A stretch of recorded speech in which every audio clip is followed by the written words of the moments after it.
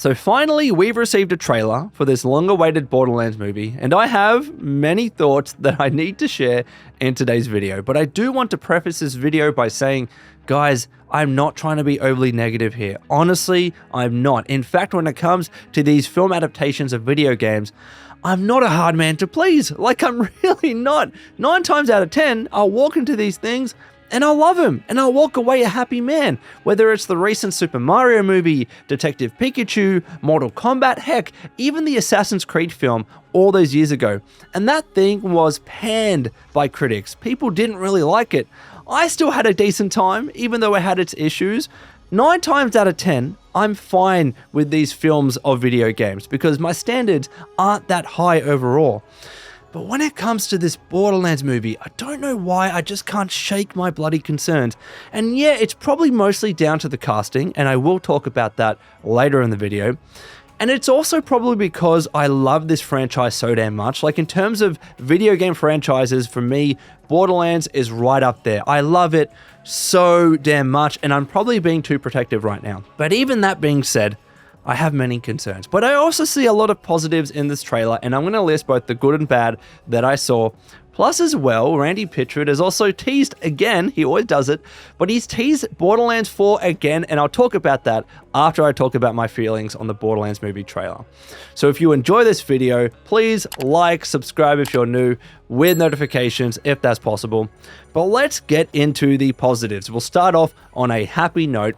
First of all, visually, graphics-wise, if you want to call it, it looks good. It looks really good, right? The creatures, so the Raks and the Skags and the others that I saw, they all look good. Generally, the visuals are pretty decent, even though there's clearly CGI. Of course there's going to be CGI. It's a bloody Borderlands film, right? There's no way you're going to be able to capture this without some use of CGI. I still thought it looked solid, honestly, whether it was the vehicles with the runners, or the guns themselves, or the Atlas Corporation personnel, even the explosions. I think visually, this film looks pretty good, and that is absolutely not my concern. I think it's going to look great in a cinema as well. So that is the first big positive that I'll say. Number 2, story-wise, it seems like all the basic beats are there. They're on Pandora, and they're searching for the vault. You can't mess that up, and at least they have that. I do have some concerns when it comes to the story, but we'll save that for the negative section, right? Number 3, the world does look and feel like Pandora. If anything, they've expanded on it in quite a good way, right? Because if you think back to the first game in particular, the world was a little bit barren. It was their first attempt at the franchise. It got better from then, of course. But the movie seems to be bringing a lot of that to life. Like, what do the psychos do in their spare time and stuff like that? I think it actually looks and feels like Pandora very much, and that makes me a happy man. So that's another positive. And also as well, there are some good casting choices. I'm not saying generally, trust me, I'll get to that. But there are some good casting choices. And I know some people don't like this choice, but I actually think that Jack Black as Claptrap is a good choice. I thought he did fantastically as Bowser in Super Mario. And he, even though he didn't sound exactly like Claptrap in the games, and you know what? You probably could have just gotten the original voice actor for Claptrap in the games, and we all would have loved it as fans. I still thought Jack Black did a pretty good job, and I thought he was pretty funny. So I'm happy with that, right? And I'm absolutely happy with Ariana Greenblatt as Tiny Tina. Tiny Tina is my favorite character in Borderlands, so I was the most protective of her. I was like, God damn, I hope she's going to be good. Nailed it. I thought that she absolutely nailed it. Yeah, she's not exactly the same as she is in the games. In the games, she's probably a bit more immature, right? Because she's 13 in the games and Ariana is 16, so not quite the same age.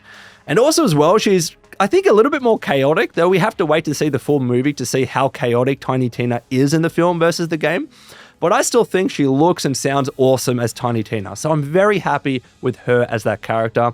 And Krieg looks great. Now, obviously, you just need to get a jacked up dude and get a mask on, but I still thought Krieg looked pretty good.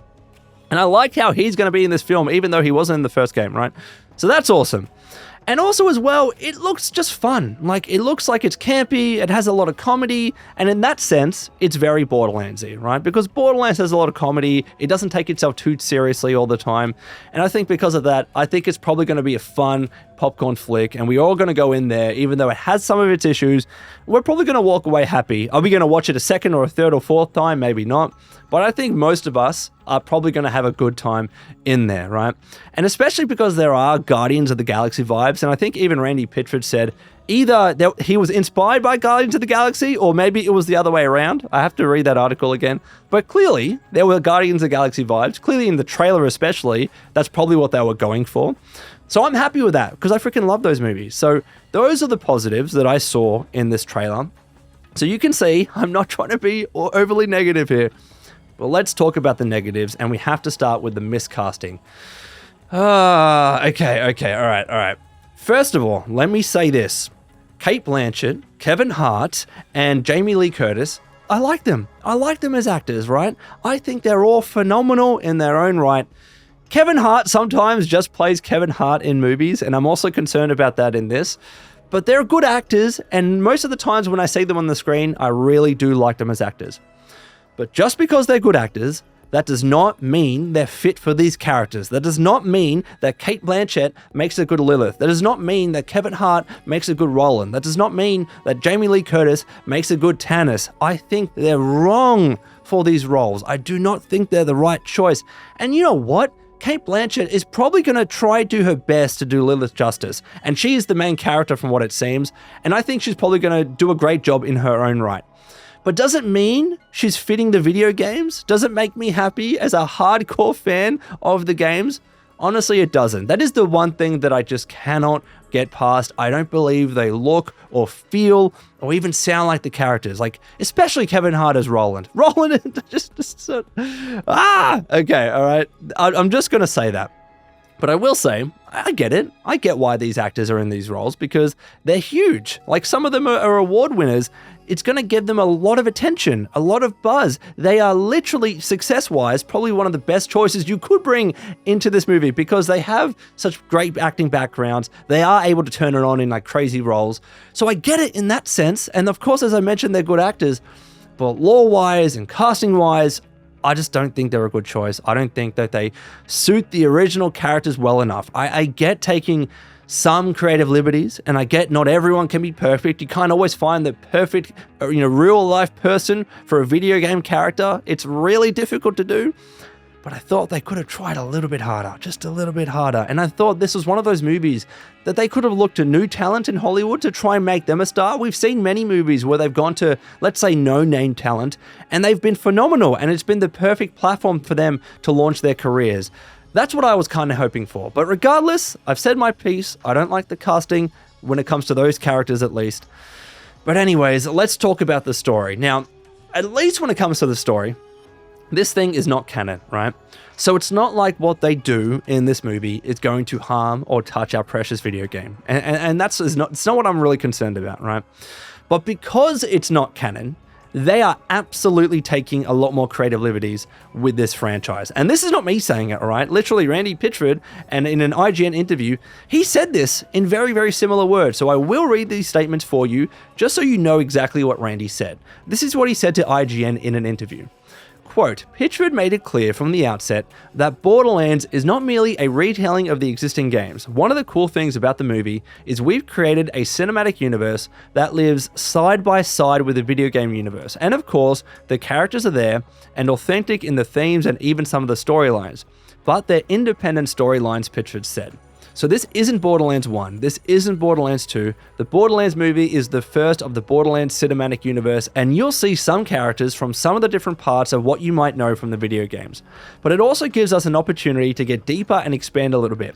You never met the CEO of Atlas Corporation, and you will meet that character for the first time in the Borderlands movie, and his name is Deucalion Atlas? Is that how you pronounce it? What the hell is that? I mean, that's pretty cool, I guess, but I have no idea how you bloody pronounce that thing. And then there is another IGN article where they talk about the director of the film, Eli Roth, and how he's had a lot of creative liberties with this film. So this is what they had to say. Quote, Roth was given extensive creative liberty on the project while Pitchford was on standby as a resource to provide deeper insight on the original series. So the reason why I bring up these things is that I think there's going to be a lot in these movies that's probably going to piss off hardcore Borderlands fans like me, right? That actually care about the story, we care about the world, the franchise, and the lore, and we don't want to see it entirely butchered, all right? Yes, you have to do some creative liberties, and that's why, as I mentioned to you before, I've been fine with other movies. I was fine with Assassin's Creed, I was fine with Super Mario, even with the voice acting in that, right? Even though it turned out to be pretty decent. I'm fine with creative liberties. Don't take it too far though, because then it doesn't feel like the original source material. That is another one of my concerns, and again, we're going to have to watch the full movie to see whether my concerns are actually founded or not. But that's the second negative that I'll mention from this trailer. But now let's talk about the third one that I have. So I mentioned the director of this film, Eli Roth. So for some reason, they never really teased out why or explained why this occurred, but they had to go back and do reshoots of this film. And when they did that, the director, Eli Roth, actually wasn't available to do those reshoots as director. So they had to bring in someone else, and they brought in the director of Deadpool, Tim Miller. Now, to be clear, I love Deadpool, all right? Tim Miller, awesome director. But when it comes to the reshoot specifically, I have concerns because oftentimes when you hear about films doing reshoots, that's not a good sign. It means something probably went wrong. Yes, there are those genuine circumstances where they really needed a scene or there was a big mistake and they needed to reshoot. Sometimes there are those genuine reasons. But other times, and it seems many times, there's something wrong in the original film that they recorded and they need to go back and fix things. And then when we watch the films or the movies as fans, we can kind of notice that it's a little bit disjointed. I am concerned about that. Now, obviously, again, we have to watch this movie before we judge, but it's just a little bit of a red flag that I want to mention now. So, those are all the positives and negatives that I saw in the Borderlands movie trailer. Let me know what you think in the comments below. But yes, now let's talk about Randy Pitchford. Again, I don't know how many times he's done this, but he's teased Borderlands 4. So he's done a bunch of interviews with IGN, and in this specific interview, which is listed in the description below, this is what they had to say. Quote, in an interview with IGN to talk about the upcoming Borderlands movie, Gearbox founder Randy Pitchford dropped a major hint about a new project he considers to be Gearbox's best game to date. He made sure to dance around the game's title, but for context, I had just asked him his personal favorite entry from the Borderlands series. Look, we haven't even announced anything of it, Pitchford said. Clearly we're working on something, and I know what we're working on, and holy shit, it's the greatest thing we've ever done, and I can't wait. But it's not time yet, there will be a time. So clearly he's talking about Borderlands 4, like let's be real here, he's teased it in the past, he's absolutely talking about Borderlands 4.